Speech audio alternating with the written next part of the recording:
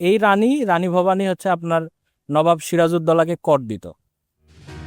বাংলাদেশের এমন একটা জায়গা আছে যেখানে ইতিহাস, রাজকীয় স্থাপত্য আর শত বছরের গল্প এখনও জীবন্ত হয়ে আছে। কিন্তু অবাক করা বিষয় হলো এই সুন্দর জায়গাটা এখনও অনেক মানুষের ট্রাভেল লিস্টেই নেই। আজকের আমাদের যাত্রা নাটোরে, বাংলাদেশের ঐতিহ্য আর পুরনো স্থাপত্যের অন্যতম গুরুত্বপূর্ণ শহর। এখানে আছে রাজবাড়ি, জমিদারদের ইতিহাস আর এমন কিছু জায়গা যেখানে দেখলে আপনারও মনে হবে যে আপনি কয়েকশো বছর পেছনে চলে গেছেন। তাহলে চলুন শুরু করা যাক আজকের যাত্রা।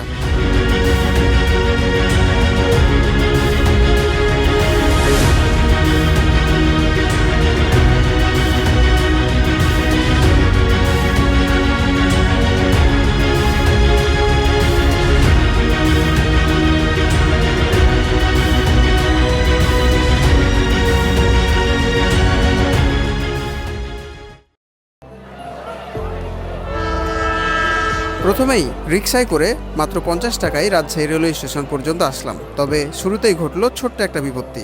আমরা 6:20-এর নাটোরগামী ট্রেনটা মিস করে ফেলি। তাই প্ল্যান পরিবর্তন করে অন্য একটা ট্রেনে করে মাত্র 100 টাকায় 3 জন সকালের সৌন্দর্য দাঁড়িয়ে দাঁড়িয়ে এভাবে উপভোগ করতে করতে আব্দুলপুর পর্যন্ত চলে আসলাম।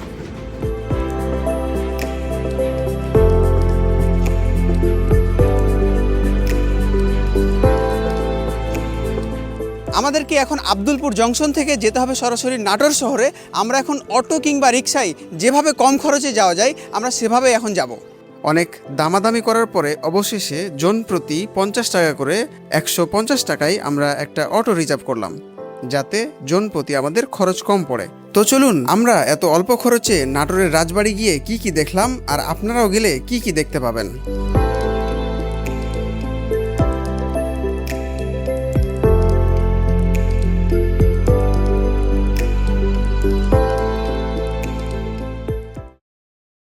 এই মুহূর্তে আমি বাংলার রানী ভবানীর নাটোরের রাজবাড়ির সামনে অবস্থান করছি। আপনারা অনেকেই মনে করেন যে রানী ভবানী হয়তো এই রাজপ্রাসাদে বসবাস করতেন, কিন্তু বিষয়টি এমন নয়। এই রাজপ্রাসাদের ডান দিকেই রানী ভবানীর বাসস্থান ছিল।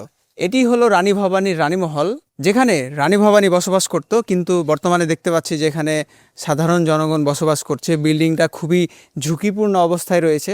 আমি জানি না তারা এখানে কিভাবে বসবাস করে বা কিভাবে আছে, আসলে কখন কি ভেঙে পড়বে কোনো কিছুর ঠিক ঠিকানা নাই, বা পলিথিন দিয়ে এখানে পানি আটকানো হয় মনে হয়। রানী ভবানীর রানীমহলের ঠিক সামনের দিকে এই জায়গাটা পরিত্যক্ত অবস্থায় আছে। কোনো চিহ্ন পেলাম না যেটা আসলে কি, তবে ধারণা করা যায় যে রানীমহলের বা রানী ভবানীর হয়তো এটা ব্যক্তিগত মন্দির ছিল। নাটোরের রাজার দুই তরফের মধ্যে আমি এই মুহূর্তে অবস্থান করছি নাটোর রাজবাড়ির বড় তরফের যে রাজপ্রাসাদ ছিল এখানে। নাটোরের রাজবাড়ির বড় তরফের রাজপ্রাসাদের এই স্থাপত্য শৈলী এবং স্ট্রাকচার দেখলেই বোঝা যায় যে সেই সময়ের মানুষ কতটা নিপুণ এবং শৌখিন ছিল। এই মুহূর্তে আমি ছোট তরফের রাজপ্রাসাদের সামনে অবস্থান করছি। আমি যদি তুলনামূলক দেখতে যাই তাহলে বড় তরফের রাজপ্রাসাদ এবং ছোট তরফের রাজপ্রাসাদের মধ্যে খুব একটা তেমন পার্থক্য নাই। এটি হলো রাজবাড়ির বৈঠকখানা, যেখানে রাজবাড়ির সকলের মতামত এবং চূড়ান্ত সিদ্ধান্ত নেওয়া হতো। এই ছোট জীবনে বাংলাদেশের অনেক জায়গায় আমার অনেক রাজবাড়ি দেখার সৌভাগ্য হয়েছে, কিন্তু এই নাটোরের রাজবাড়ির এই দুই তরফের দুইটা রাজমহল না দেখলে আমি হয়তো বুঝতে পারতাম না যে রাজবাড়িগুলো এত এত মনোমুগ্ধকর হয়। কারণ এখানে চারপাশে এত সুন্দর সুন্দর গাছ, ছায়াযুক্ত জায়গা, এত সুন্দর জায়গায় তারা বসবাস করতেন। পাশে আমার এই পাশে হাওয়াখানা, এখানে ফাঁসির মঞ্চ, এবং পাশেই বিনোদনের জন্য একটা বড় মঞ্চ রয়েছে। তার পাশে কর্মীদের থাকার একটা আবাসস্থান ছিল, যেটা এখন একদম পরিত্যক্ত, থাকার মতো পরিস্থিতি নাই। সো এই ধরনের জায়গাগুলো না দেখলে আপনিও বুঝতে পারবেন না যে বাংলাদেশের রাজবাড়িগুলো এত এত বেশি সুন্দর এবং মনোমুগ্ধকর। 1700 এবং 1800 শতকের এই ফাঁসির মঞ্চটা যদি আমি না দেখতাম তাহলে হয়তো বুঝতে পারতাম না যে ওই সময় নীল চাষ করার জন্য সেই চাষিদেরকে এত পরিমাণ যে চাপ প্রয়োগ করা হতো বা নির্মমভাবে যে অত্যাচার করা হতো বা ফাঁসি দেওয়া হতো, এই জিনিসটা আমি হয়তো জানতে পারতাম না। আপনি যদি নাটোরের রাজবাড়ি ঘুরতে আসেন তাহলে এখানে আপনি বিভিন্ন ধরনের ঘোড়ায় চড়তে পারবেন। আমি দেখলাম যে এখানে সবাই ঘোড়া গাড়িতে চড়ছে, তবে সময় সংকীর্ণ থাকায় আমি ঘোড়া গাড়িতে চড়ে এই রাজবাড়িটা উপভোগ করতে পারলাম না। তবে আপনি যদি অবশ্যই নাটোরের রাজবাড়িতে আসেন তাহলে রাজার মতো একটা ফিল পাওয়ার জন্য এই ঘোড়ার গাড়িতে অবশ্যই চড়বেন। আমরা এই মুহূর্তে ছোট তরফের কাচারি বাড়ির সামনে অবস্থান করছি। রাজা রামকৃষ্ণ যখন মারা যায় তখন নাটোরের এই রাজবংশ দুই ভাগে ভাগ হয়ে যায়, ছোট তরফ এবং বড় তরফ। কিন্তু শেষ পর্যন্ত ছোট তরফের রাজা এই সম্পত্তির জমিদার ছিলেন। স্থানীয় লোকদের সাথে কথা বলে জানতে পারি এটা ছিল রাজকারাগার।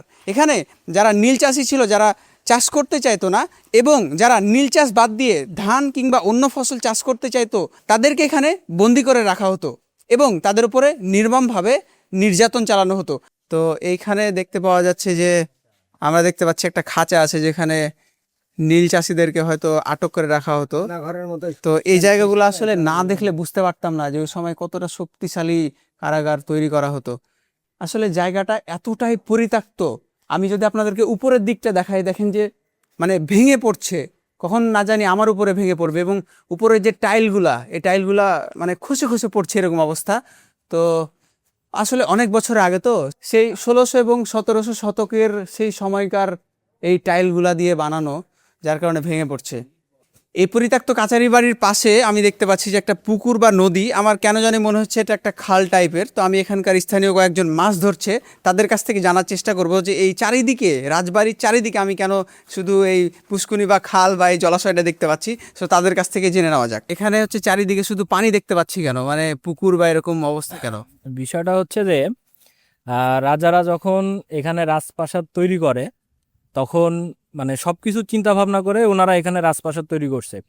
শুধু যে রাজপ্রাসাদ তৈরি করছে থাকার জন্য এমন না, অনেক সময় দেখা যাচ্ছে বহিরাগত শত্রুদের আক্রমণ আটকানোর জন্যও ওনারা অনেক ধরনের পদক্ষেপ নিছে। যেমন আপনি যে ইয়াটা দেখতে পাচ্ছেন, এই পুকুরটা হচ্ছে মাঝখানে রাজপ্রাসাদ এবং রাজবাড়ি, এবং এই রাজপ্রাসাদ রাজবাড়ির চতুর্দিকে আপনার হচ্ছে যে এটা রাউন্ড করে এই পুকুরটা দেওয়া আছে। মূলত একটাই কারণ, যে শত্রুদের হাত থেকে যাতে ওনারা রক্ষা পায় এবং শত্রুদের যে আক্রমণ এটা যেন মোকাবেলা করতে পারে। তবে এই রাজবাড়িতে কোনো শত্রু আক্রমণ কখনো করেনি, হ্যাঁ, বরং ইনি আরো হচ্ছে যে আক্রমণ করে অনেক রাজ্য ইনি দখল করছে। এবং আপনার হচ্ছে যে আমাদের এই রানী ছিল, এই রানী হচ্ছে যে আপনার অর্ধেক বঙ্গেশ্বরী, মানে হচ্ছে যে আপনার আসাম, ত্রিপুরা, কলকাতা, হ্যাঁ, এগুলা হচ্ছে যে এনার আন্ডারে ছিল। ইনি হচ্ছে খাজনা তুলতো ওইখান থেকে। এবং এই রানী ভবানী হচ্ছে আপনার নবাব সিরাজউদ্দৌলাকে কর দিত। আজকের নাটোর রাজবাড়ির এই ভিডিওটা এই পর্যন্তই ছিল। অবশ্যই কমেন্ট করবেন নেক্সট কোন জেলায় ভ্লগ চাই। দেখা হচ্ছে খুব শীঘ্রই আপনাদের সাথে, আপনাদের জেলায়। আসসালামু আলাইকুম।